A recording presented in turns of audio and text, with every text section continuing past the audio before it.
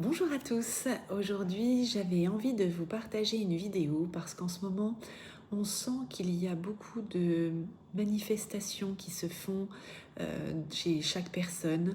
On ressent beaucoup d'irritabilité, d'instabilité, on ressent aussi beaucoup de remise en question, que les personnes ne savent pas trop ce qu'elles veulent ou du moins elles ont l'impression qu'elles doivent absolument atteindre des objectifs comme on est en année 1 et que c'est une année qui nous amène vers l'élan, vers le dynamisme, de prendre des décisions ou de prendre justement de faire des projets.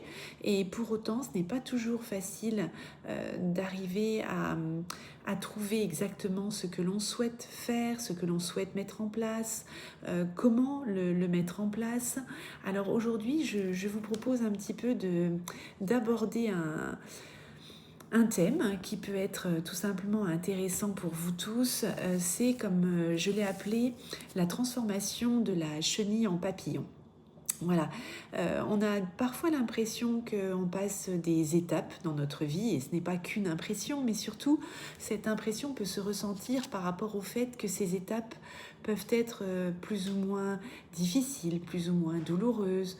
On nous dit parfois, bah oui, mais il faut vivre certaines choses pour qu'ensuite on puisse grandir encore plus et que l'on puisse apprécier d'autant plus ce qui viendra après.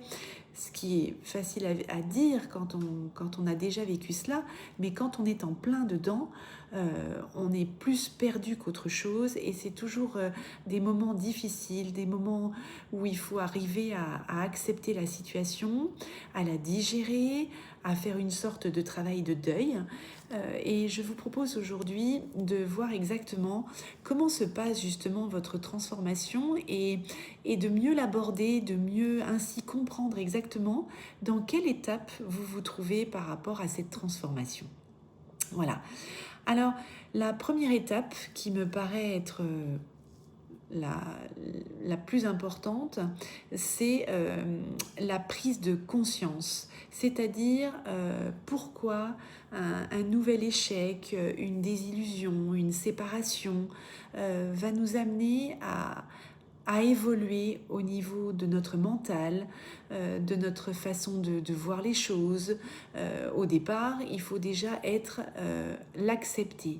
C'est le plus difficile parce qu'en fait, souvent, on le subit. Et donc, il va falloir déjà prendre conscience que l'on est en train de vivre quelque chose de difficile.